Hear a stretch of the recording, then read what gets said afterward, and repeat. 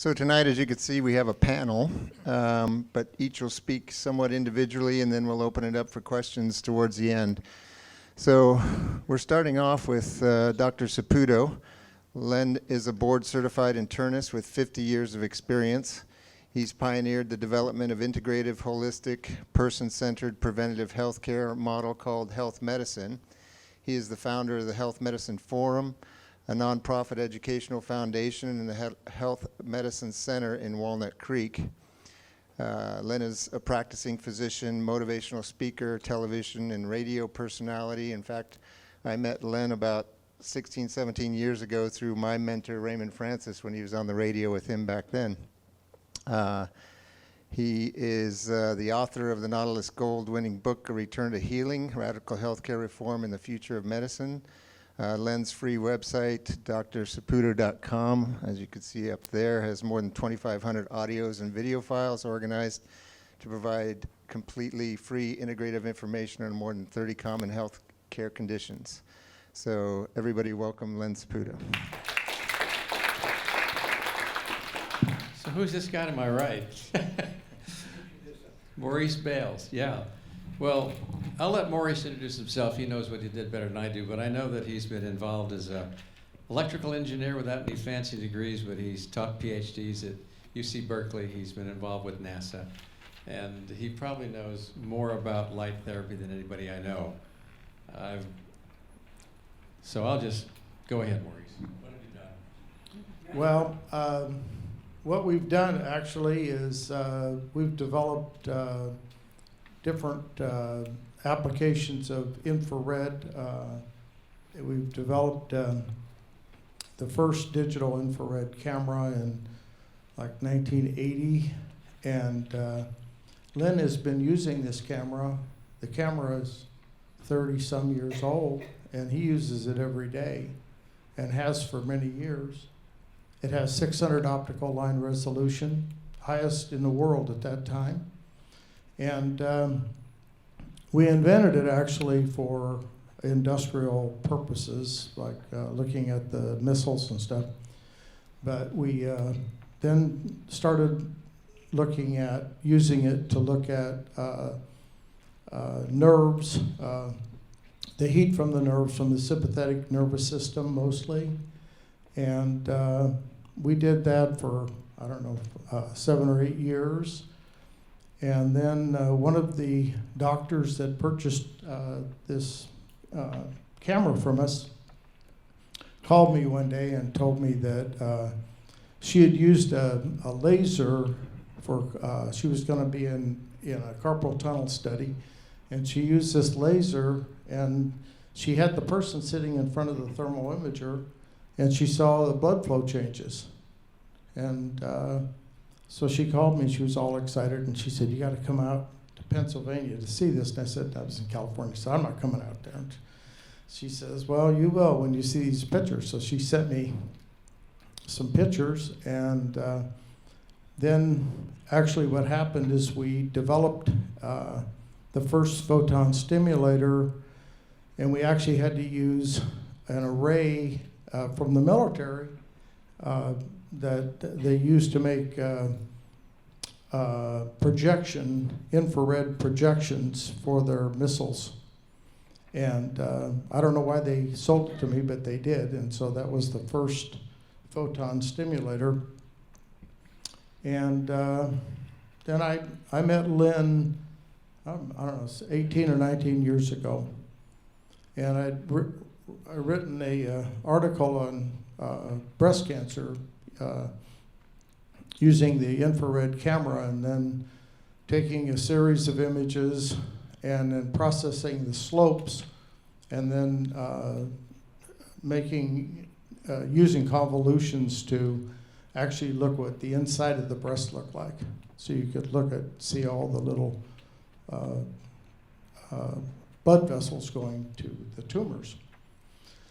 And they published this article, and Len called me and said he'd like to come over. He said, because I was in Walnut Creek and he was local there. So he came over, and I showed him the infrared camera and the convolutions that I had done. And he said, what else have you done? And so I told him about the photon stimulator. And he told me at the time, he says, well, Maurice, you know, I have this health medicine forum, and I'm not going to buy anything. I'm not interested myself in using anything. I'm just interested in learning about it so that I can put it in the forum, you know, in case anybody would like to know the technology or anything. So I said, okay. It was worse than that. I thought it was bullshit. He was trying to tell me some things that it did, and it just sounded ridiculous. He said, I can, and nobody believes me, he says, because he has developed this technology. You can use it on neck pain, back pain from discs with radiculopathies. You can use it for peripheral neuropathies, for any kind of injury that there is. And he made it sound like this was like fantastic. So the first question I asked him is, so, Mr. Bales, why isn't everybody using this technology? And he said, well, you've got a lot to learn, so how about bringing by a couple of patients? So I found a couple of patients to come in. One was a person who had MS who was literally bedridden, but he got out of bed to come because he thought maybe it'll help my pain some. So he hobbles up the stairs, which is amazing that he could do, and he's standing in front of us, and Maury says, okay, let's take an image of him. So he takes an image using his infrared camera, which gives us a thermogram. So we can see all these pretty colors that I'm going to show you in a minute on some slides. And we could see the abnormal, well, he could see them because I didn't know what they meant at the time. But within about 15 minutes, this guy, instead of being at this angle, he's more straight up. He says, oh, I feel better. And within a few weeks, this guy got a job and went back to work. Now, he didn't help his MS at all from the point of view of longevity. He died a long time ago. But the quality of life he had was unbelievable. So he offered to me to be able to come by his office and bring 2 or 3 patients, which we would do on Mondays and Wednesdays and Fridays after work from 5 to 7. And in that way, I got a chance to look at 30 patients over the 3 months that we did this, more than 30 patients, and see if it would work or not. And to my shock, these people are all getting better. Their carpal tunnels, their problems with their backs and their necks and their sports injuries, any kind of pain that you can think of, they were getting better. So at the end of that period, he looks at me and he says, what do you think now, Mr. Smart Guy? He says he didn't say it, but he gave me the look. You gave me the look, Maurice. He's laughing because he knows it's true.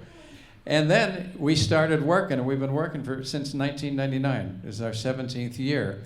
And I've treated, thanks to him, thousands of people who are deeply indebted to the things we've done.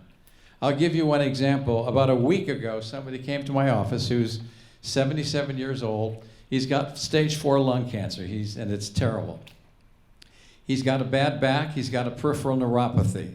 He had a war injury where he got hit in the eye in the Korean War and could only see a little bit. And within 30 minutes of my treating him for these conditions, his back pain was gone, his peripheral neuropathy didn't have pain, and he had increased sensation and better balance, and his vision came back. It's got incredible value in treating people who have certain kinds of neurologic problems. This is one office visit. So it sounds ridiculous, and what Maurice and I are going to do today is tell you about some of the experiences we've had with patients and tell you why certain things are important. So these are the things that we talked about already, and we're really trying to invent new ways. Maurice is trying to find new ways to invent things, and he's doing a fantastic job. About every 3 months he says, Len, you got to come over. He's got a new machine. And I just got one 3 months before, and now about 6 weeks ago, he gives me another machine. He says, I don't know how this one's going to work. It's probably going to work pretty good for colds because it covers all the blue spectrum. He says it doesn't go in very deep, at least the literature says that, so it's probably not going to do much for pain. Well, how wrong he was. This is the most unbelievable machine. I brought it with me. So if anybody here has a neuropathy and they're interested in having it treated, and it's a peripheral neuropathy not caused by their back, but because of diabetes or alcohol or whatever their reason is, we're happy to treat you. So we've been doing a lot of work together to try and get the right machines to do the right things, and it's gotten pretty sophisticated. We published a study ourselves on 120 patients from the VA in Martinez. It's absolutely mind-blowing that this study came out positive. It came out positive showing that pain at 0.05 was successful. And the reason I say that is because our patient selection was pathetic. We took all comers, people had Agent Orange. We're supposed to be on diabetic neuropathy. We had people with Agent Orange toxicity, with heavy metal poisoning, and people who had lumbar disc disease, and didn't screen them out because you can't help those people by treating their feet. You got to treat their back if that's where the problem's coming from. So it still came out positive, and it showed that proprioception, your balance was better, and that the numbness improved statistically significant. And now we've just done a second study at UCSF. The results aren't in yet, but it was an NIH-approved study for $8 million that the UCSF people got. And I think we'll be getting the results soon. So there's a lot happening in this field that we need to know about that I think is what I want to review with you today. So let's go on to the idea of what thermal imaging is about. And I want to do that first by showing what the machine is like. This is Maurice's machine, and we'll come back to that. This is how it's applied. You just shine it over the area that's involved. And the thermal imaging does a lot to help you to know what to do. So here we have a picture that describes it. This is the bottom of a foot of somebody who has diabetic neuropathy. And the picture on the left was at the beginning. The picture on the left was the beginning. The one on the right is the one 10 minutes later when this person got up and said, "Oh, my pain is almost gone, and I can feel the carpet, and my balance is better." That's 10 minutes. And it sounds so ridiculous that I know my first take was, I can't believe that's really true, because how can you do that? Is there anybody else that can do that with any other technologies in 10 minutes? Not a chance. So when you have a thermal imager, it does things that help you to know what to do. And since you made the thing, Maurice, tell us about it. Well, I think one of the great things about the thermal imager is you sort of, it teaches you mentally how to treat people. But the really wonderful thing about it is that it works as a feedback device for the patient. And a lot of the patients have not just neuropathy, but like RSD or CRPS, complex regional pain syndrome. And currently, I mean, they don't think that they can help these patients, but that's because there's always a mind-body connection. And when the patient sees their image, live image, and then you start to treat them, and they see the image change, it's a signal to the brain that the function is coming back. And it's really a very powerful tool for the patient. So recently there have been some papers that have come out that have talked about laser therapy or photon therapy. And they've said the results aren't always consistent. And when I read the article, I just laughed because, half of the people that go to the doctor are misdiagnosed. And so if you blindly treat them with a laser or a photon device, I don't see how you can have such great results all the time. If you image them first and then correlate their problem with the thermal imager, then at least you know that you're working in the right place, in the right direction. Many times, if somebody has a neuropathy, they'll have a radiculopathy that caused the neuropathy. So unless you work on the back first, just like Lynn said, you're not going to help that neuropathy. So the thermal imager is really a key tool. Now, once you have spent some time working with patients with a thermal imager, you can definitely develop a protocol where you don't always need to use the thermal imager. If you had 10 patients and all of them have a diabetic neuropathy of the feet, then you pretty much know the treatment points that, so you can. Yeah. Well, is this on? This is not on? Second on. It's on. Is it Got on? it? Off? It's on. Okay, good. So what I want to show you is what these things mean, to start with, just a little bit. I'll come over here from this side. What we have is a color scale up here. Let me have this green thing. Up here, these are the colors that are hot. So this is hot, this is hot, and the colors down here on the other side are cold. So you can see that the hot spots are areas that are that color. 10 minutes later, you can see there are thermal changes here that are very impressive. Here's another picture of somebody who has a chemotherapy-induced neuropathy. And you can see this foot is on fire. That's 10 minutes later. Maurice built a machine you can put your feet in that we used to do this study. You push a button, it goes on for 10 minutes. It does all the things that he thinks are important to do it, and that's the result. And when people get up and walk, most of the time, they can feel the carpet better. The pain is gone, and their balance is improved. And it's not like everybody responds to it in one setting, but from the point of view of pain, most of the people that I've treated, and I've treated thousands of people over the last 16 years, are impressed by that. Here's another patient with the same thing. There's another neuropathy. This is caused by alcohol. And you can see how this is all disarrayed. And that's 10 minutes later. Can you go back to the last slide? What's really important, when the sympathetic nervous system is working properly, you see how you have the hot spot right here, and then you have these lines like this of all one temperature. It goes from hot to less hot to less hot, and these lines go like this, and they come all the way up to the toes. It's an incredible achievement of the nervous system to regulate temperature in thermal tones, which is what you see here.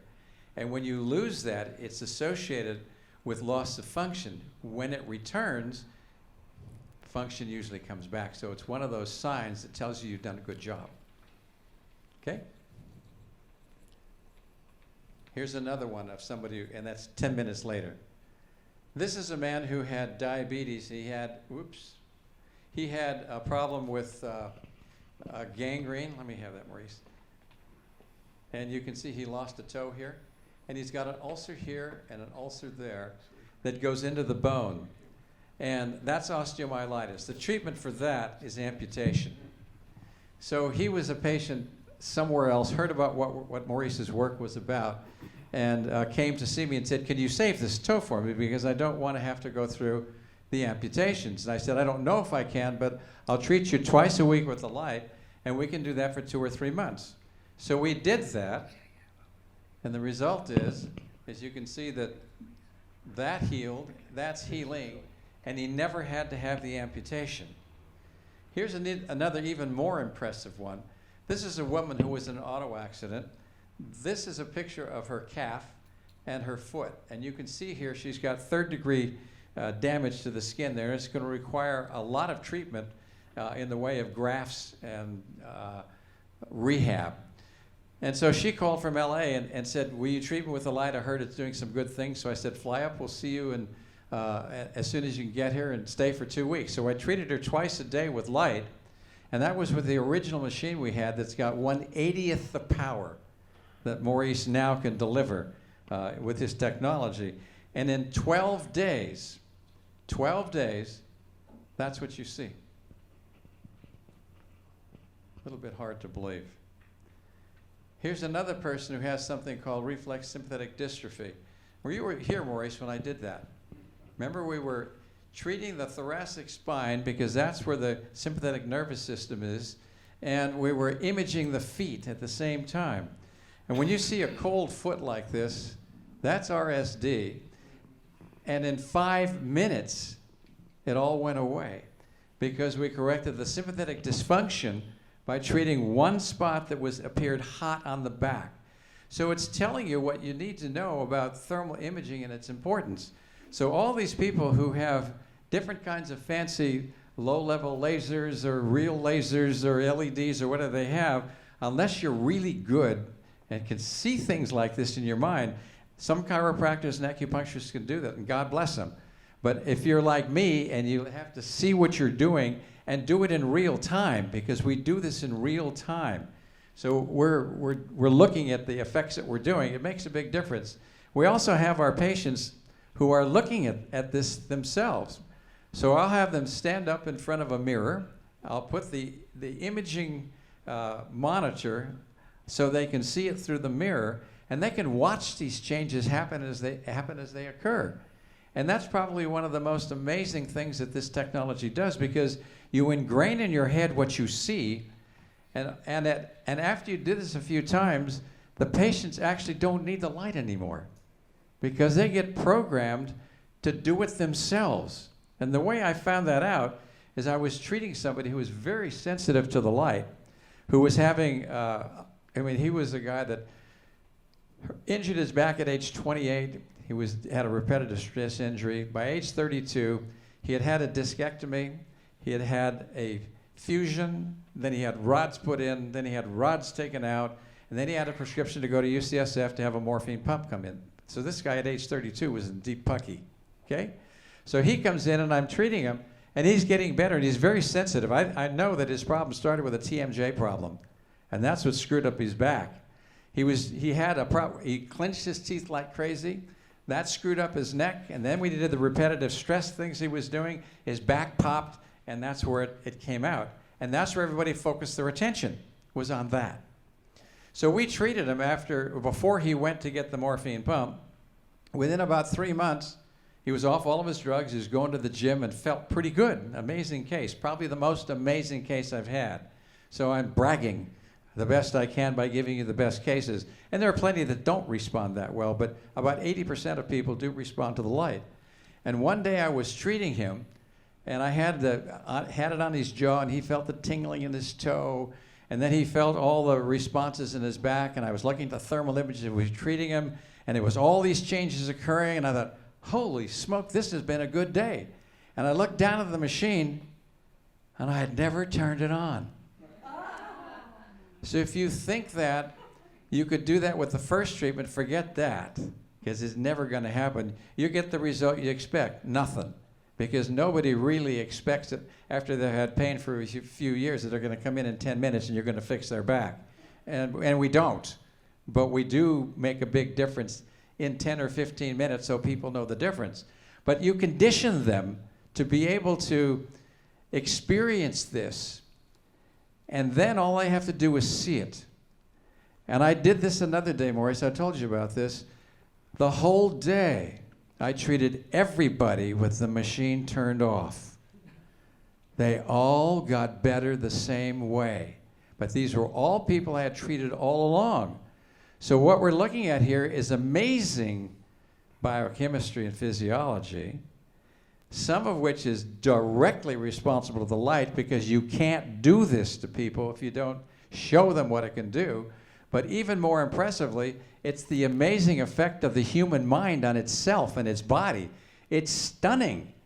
And we don't pay attention to that. We're so over-focused on drugs and surgeries and technology and nutrients and supplements and machines to do what we do, we forget about who we are and why we get sick and how we can deal with it and what the meaning of illness in the context of the person's, not only their anatomy and physiology, but their whole life story, and how that fits into their culture and how that fits into the cosmos.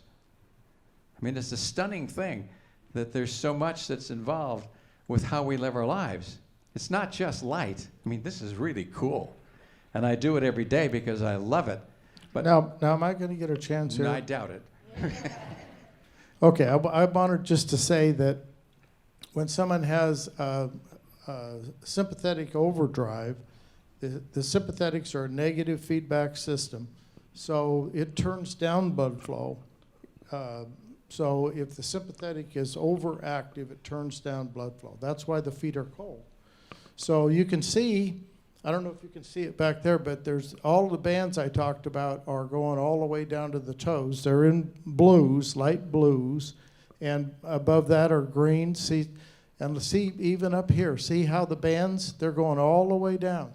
So that means the sympathetics are in overdrive all the time.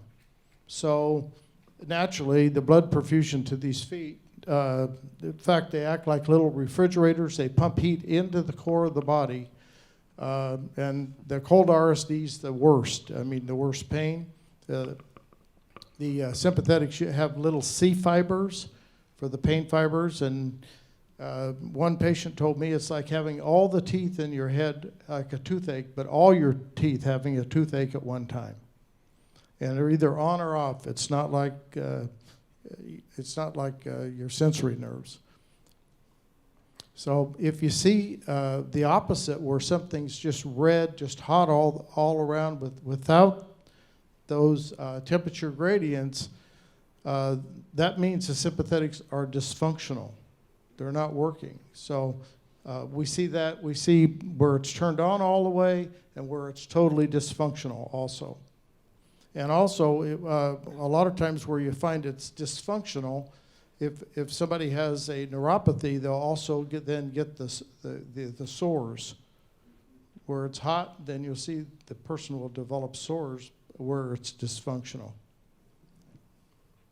This is a tennis elbow. Oops, I meant the wrong button. That's a tennis elbow right there. That's 10 minutes later. Now, this guy had to be treated for 2 weeks every day. And, of course, he needed a tennis lesson because he didn't know how to hit his forehand, because that's what caused it. So if you send him back to do the same mistake again, you're going to have the same problem. This is my son, actually, who had a skiing injury. And he had a pulled muscle. You can see where it is here. That was in one treatment. And when he came back from Tahoe, this is just 6 months or so ago, he was complaining, I'll never ski again, my leg is never, and he couldn't walk. Within a week, he was ready to go back skiing again. That's how fast you can do recoveries with sports injuries. Here's a fellow who is a world champion tennis player who's won 125 national titles. Okay, guy can really play. And he had a partial knee replacement, and you can see which knee it was right there. That was 10 minutes later. And the symptoms that improved in him were dramatic. When he got back, he stayed for 4 days and then flew back to his home in Santa Fe. And when his physical therapist saw him, the range of motion had increased, the pain was much less. And that was back, in August of last year, September, I guess, yeah, something like that. And he's already playing national titles again, which is not bad for that kind of a surgery. This is a fascinating case of a guy who has obviously a lot of sympathetic dysfunction, the stuff Maurice is talking about. This guy would have fainting episodes that were unpredictable. And he was about to lose his license because they thought he was having seizures, but no seizure activity, he'd just pass out. And so when he came in and we imaged his back, I thought, oh my gosh, this is the guy that you want to try and see if you can get that to go away by doing the maneuvers we do. And you can see that's 10 minutes later again. Now, I had to treat him for about a month, a couple times a week, but he's not had any problems since that time, and he's doing fine. This is a fascinating case of a guy in his 80s who has had acne on his face for 20 years. And they tried everything, injections, antibiotics, all the things that you can do for acne. You notice the date on here is the 15th of April. That's the 30th of April. He had 4 treatments of infrared light. He had other problems, and when I saw that, I couldn't stand it. I said, I'm going to treat this too. So we did. Okay, Maurice, you get a turn with your stuff. Okay. So this is really an important slide. What it really shows is that even at, say, the lumbar area, that like at L5, that says L5, that it's the thoracic area T17 is responsible for the innervation of L5. Well, what that means is that somebody can have terrible lower back pain and there'll be a problem up in the thoracic area. And so if you image somebody that has back pain and you see a hot spot up here in the thoracic area, that's probably the cause of the pain, not down here. This is a person that had RSD. Notice these are the dorsal feet. Notice how the foot are kind of crooked like this. What do you call that? It's just hanging there. Yeah, but they can't move it. They're stiff. Go back one. Anyway, after this is the first treatment. This is before treatment. This is the first treatment. And so we always treat the coldest side. And the reason we treat the coldest side is because the response, sympathetic response, is up the leg, across the spine, and back down to the other side. So if I wanted to cool off this foot, I treat this foot. So by treating this foot, you can see what happened over here. See how it cooled off? That means that the sympathetics are working. So, and a lot of times they're not working on the cold foot because that's the problem. So you treat the other side. And then this is a day later, 24 hours later. See how nicely that balanced out? And notice the feet have lost the shape that they had also. This is another RSD patient, and this one was really a tough patient. It was a young man that had RSD, and he had gone to culinary school, and anyway, he developed RSD, and he went. His parents were wealthy, so they took him to all these doctors and all these procedures. And you got to go back a slide. And anyway, you can see that the sympathetics are in overdrive here. The cold and all the bands. Took about 30 treatments to help this person. And when somebody has a failed back, it shows up on the feet. So this is prior to photon therapy. These feet are terrible. The hot spot should be here, and then they should have the bands that go out like you saw on the other slide. Terrible. So this is after a series of photon, I think about a week's therapy every day. Nice. Look at how uniform it is. It's still not perfect, but this person had a failed back for a long time. It's a lot of symmetry. What you have on the other side is lack of symmetry. So you can see there's a nice radiculopathy right here. That's L5S1. That's sciatica. Yeah, and there's a whole bunch. So here's another one. I mean, it's really bad. But this is what we see. You image the person, you'll see this. One treatment, and this is what you'll have. So you see you can affect those nerves right away. And the nerves can be 10 degrees centigrade hotter than the surrounding tissue. And then so when you treat them, the nerve will lose that heat, and then the function will come back. They're rushing us a little, Maurice, so I'm going to go through these faster. This is a series, same thing. Oops. This is automobile accident, the crush injury from the seatbelt, and thoracic outlet syndrome. And this is like, I think there was like 3 or 4 days of treatments to get okay. Diabetic neuropathy, same kind of thing. See how the blood is not, the feet are really, really cold. These aren't coming down like this. Now see, this is after one treatment. See how this has moved down? This is what I wanted to show here, is that was the patient, and this is 2 years later, because a lot of people used to ask, well, how long does it hold? It shows changes right there, but how long does it hold? So We had the patient come in 2 years later without any treatments and imaged him. And this one was really interesting. Lou Gehrig's disease. The person could not move, was in a wheelchair. And I treated the person. That's the hands. And you can see I treated his back, and the hand moved up, and he was able to lift his foot out of the wheelchair.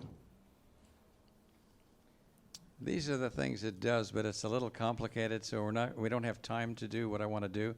But just quickly, just look at that. I mean, this is how light works. Infrared light works. It does all these things, including the stem cells. It stimulates stem cells. It increases ATP production. It speeds up healing. It reduces inflammation. Lymphatic drainage is better. It does a lot of things besides just relieve pain. The nitric oxide story, I'm not going to go over. It's too complicated for now. But basically, hemoglobin carries 3 molecules: oxygen, carbon dioxide, and nitric oxide. You can't deliver oxygen to your tissues unless your body has enough nitric oxide in it. Because unless you release nitric oxide locally in the capillaries, you're not going to be able to dilate them up so that oxygen can get to the cell's mitochondria, where it makes ATP. So it's really important that we have nitric oxide in our body to be able to deliver oxygen to the tissues. So you can have a 98% saturation of oxygen and almost nothing getting to your mitochondria. So nitric oxide is absolutely vital.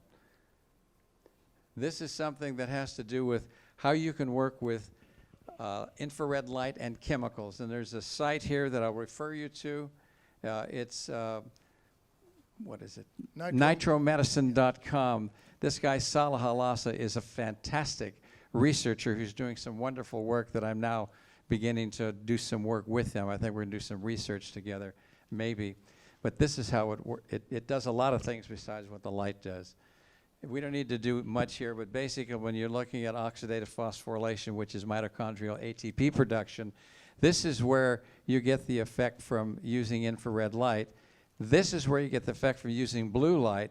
So if you use them together, you're getting stimulation of ATP production that's accelerated quite impressively. We don't need to do this or that or that or that, or, well, maybe one of them. You wanted me to mention something about photodynamic therapy. Cancer treatment has gotten very sophisticated now, and we're at a place where we're going to be breaking through to do things that we could never do before.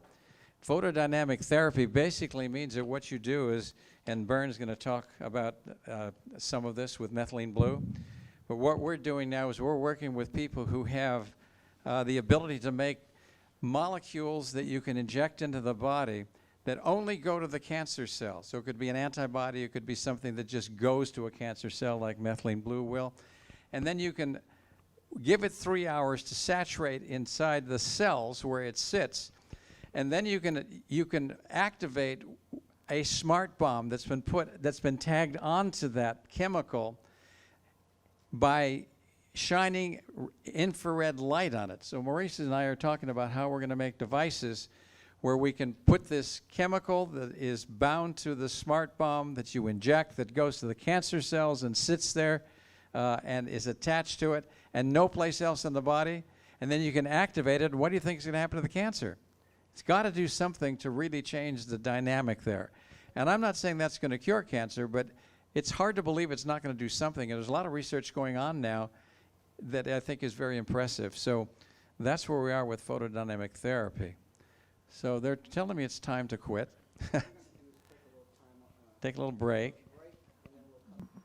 If anybody's interested in learning more about what we're doing, I had some references up there, but you really want to go to Maurice's website, where it's biophotonics.com, and see the devices he has, because I can't think of a healthcare practitioner that wouldn't benefit from having this technology in the office, because you can do stuff that's amazing. I mean, I brought Anna with me today, who's a person that I've worked with for a few months now. Yeah, that Anna over there.